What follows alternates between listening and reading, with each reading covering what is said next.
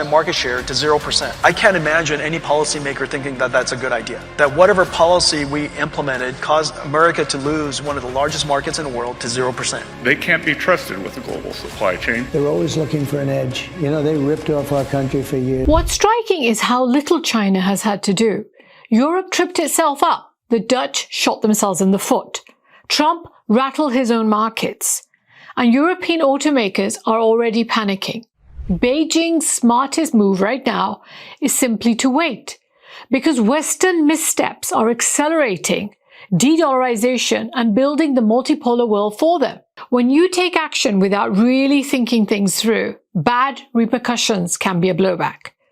It's mind-boggling to realize that no thinking is being done, and as a result, this week alone, we've seen chaos from US markets to European car manufacturers, thanks to actions by their leaders. Let me break down what happened this week, from the chaos in Europe's car industry to the roller coaster in US markets, and finally to why gold has surged to 30% of global reserves. It's all connected. Let's start with Europe. The Netherlands, which is an itty-bitty country in Europe, famous for its overpriced but beautiful tulips, decided to take on the might of China and expropriated Nexperia out of the blue under fears of hitting the US entity ban list. Nexperia is owned by Wingtech, a Chinese company, since 2018. That's 7 years ago. Well, it's boomeranged big time, because China turned around and stopped exporting specific finished components and sub-assemblies manufactured in the country, including the 6 billion chips that Nexperia packages in China each month. Now, this has led to fears that the European car manufacturing industry may quickly come to a halt. Car makers are howling in pain. ACA, the European Union's auto association, which represents most of the major Europe-based automakers, including BMW, Mercedes-Benz, Toyota, Honda, and so on, they've screeched the alarm bells that European vehicle manufacturing is about to face significant disruption if Nexperia, as it has declared, no longer guarantees the delivery of their chips to the automotive supply chain. Now, Nexperia is an important high-volume supplier of semiconductor chips. They're used in the electronic control units of vehicle electrical systems. They're not high-tech at all, but large volumes are needed. So when supplies are being cut off from China, it means that production of cars may have to be stopped. Now, to put that into perspective, what does that mean for the European Union? Over 8% of EU GDP is generated by the auto industry, and almost 14 million Europeans work in the automotive sector. Now, the Dutch government's actions could blow up in the face of all the European governments. Court documents showed that the Dutch government's move came after rising US pressure on the company. Nexperia was at risk of being impacted by the new US rules that just came out, extending export control restrictions to companies that were at least 50% or more owned by one or more entities on that US banned entity list. Washington put Wingtech, which has that 100% ownership of Nexperia, on that US list in late December 2024. And the new rule on subsidiaries was ruled out this month by the Trump administration, over which we're seeing this latest tit-for-tat actions between China and the USA, with the Chinese saying that this action on putting more and more Chinese companies onto the banned list is breaching their trust that was being held during the trade talks. In my last vlog, I did a whole rundown on what the Dutch have done, what's motivated them, and the consequences this will have. Do check that out if you've not seen the whole story on Nexperia. Well, it's not just stopping in Europe. Now, the Alliance for Automotive Innovation, which represents the major car companies in the United States, including General Motors, has issued a warning that if the shipment of these automotive chips doesn't resume quickly, it's going to disrupt the auto production in the United States as well. Reuters is reporting that US auto plants could be affected as soon as next month. Chinese state media have described the actions of the Dutch government as piracy, and they're referencing it to the days when it had the Dutch East India Company in the 17th century. Now, it's already a sensitive matter for the Chinese since the Netherlands colonized Taiwan, as well as what is now Indonesia, parts of Malaysia, Sri Lanka, and even established trading posts in Japan, and they expropriated whatever they wanted. The Global Times wrote, "This series of actions attempt to seize the capital and technological achievements that Chinese companies have built up over many years, and many have described such actions as 21st century piracy." And here's the kicker. Within days of the Chinese stopping the export of these chips back to the Europeans, the Dutch minister was crawling back to Beijing asking for talks. The boomerang was that fast. That's how quickly the blowback came. Good luck to him. Now, coming to the fiasco in the United States. The last 6 trading days have been borderline absurd, with social media posts and comments moving the S&P 500 over 100 handles, and it's been up, down, over 8 times. As the Trump administration just couldn't decide what line they wanted to take on China. They were going hot and cold, depending on where they were speaking and who they were speaking to, whether it was the MAGA base or the markets. Last Friday, Trump posted that he was imposing 100% tariffs on China, which started this markets rollercoaster ride. And then he backed down last Sunday before midweek issuing another post where he accused China of economic hostility because it wasn't buying US soybeans, and that in return, he wouldn't export cooking oil. Now that became the butt of all memes for the next 2 days. Just for information, the US exports just over $1 billion of cooking oil to China versus them buying $12 billion of soybeans last year. The market started roiling along with the news of some bad bank loans, which in other times, maybe a week earlier, would have been ignored in the bigger picture. But they didn't, thanks to Trump's post and his administration's mismanagement of the messaging they wanted to give out on China, on trade talks and the relationship between the two countries. Now, you may remember that what I told you earlier, that Trump views the stock market as a sign of his manliness, his strength. It's a vindication that he's great.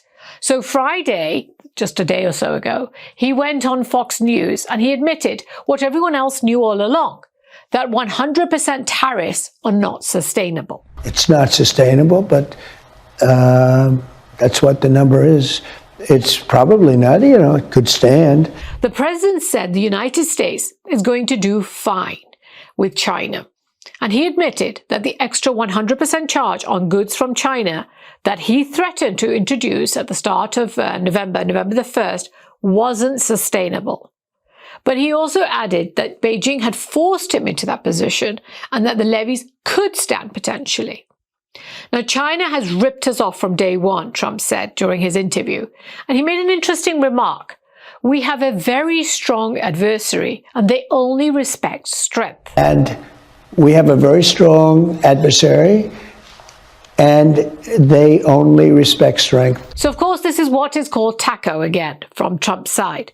But this time it didn't work perfectly. You can't keep calling Peter cried wolf again and again and then think people are going to take you seriously. Donald Trump's view on China respecting strength is a classic example of his worldview and his communication style. In his framework, negotiation works only when the United States projects toughness, economically in this case. So for him, China interprets compromise as a weakness, despite whatever the Chinese government has said again and again. He has often accused past US administrations, especially Democrat administrations like Obama and Biden's, but even Republican ones, of being too conciliatory, and that they've made deals that have emboldened Beijing. He's even blamed Nixon for bringing China into the international system in the first place. But during this interview, he then went on to compliment President Xi, saying that he's an amazing man and that his story is a great one and needs to be admired. And it really is, actually. If you look it up, it's something worthwhile actually reading about. It's a fascinating story about how he had to leave town and how he came back and became the leader that he is today. And he said, Trump, that is, said that their meeting could still happen between the two leaders. And in fact, he basically said it's going to happen. You know, amazing man. And you look at what he's done and what he's, you know, where his life is an amazing story. It's a story for a great movie. So he didn't just taco. He basically came to his senses after the blowback. At this point, China didn't even do anything. They only said, we won't just stand by and be abused. Wall Street and its markets was the blowback that forced him to backpedal on his words. Now, as all this is happening, another sideshow is taking place. The same unpredictability that we're seeing with tariffs, Nexperia, and chaotic policy making is exactly why central banks are fleeing to gold. They don't want their reserves hostage to a tweet or a post by the most important man in the world still, Donald Trump. You may have seen in the news that gold is rallying off the charts. Prices have doubled over the past 2 years. So yes, this was happening even before Donald Trump. But this last couple of months, we've really seen them accelerate. Now gold tops over $4,000 an ounce. Well, guess what? It's all coming from a detachment from that dollar-centric financial system. I'm not going to go into too much details. I have many videos on this. Do check out the playlist on de-dollarization. But what we're seeing since the end of June, gold has become a much bigger part of the combined foreign currency and gold reserves that are held by countries and central banks.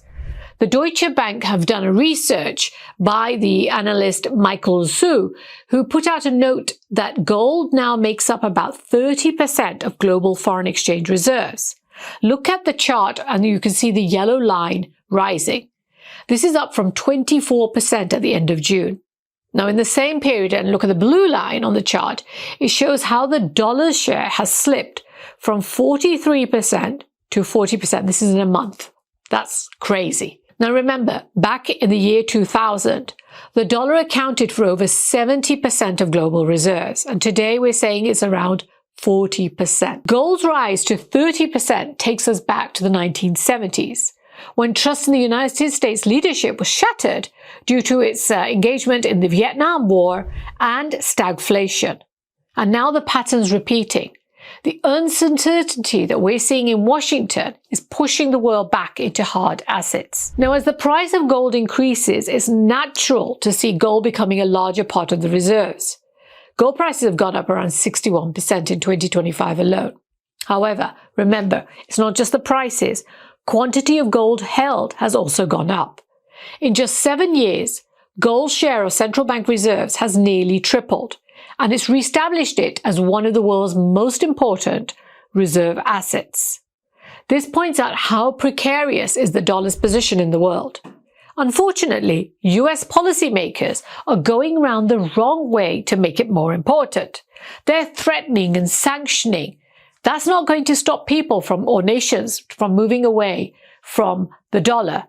Only a rules-based international global trading order will give the nations the security to feel comfortable holding the dollar as their reserve. So from tulips to tariffs to treasuries, leaders are basically acting first and thinking later, and global markets are making them pay. That's why the world now sees safety not in the dollar, but in gold. I'm Najma Minhas with GVS Deep Dive. Share with me your thoughts on this week's events. Do check out the playlist on the dollar decline as well. Have a great day.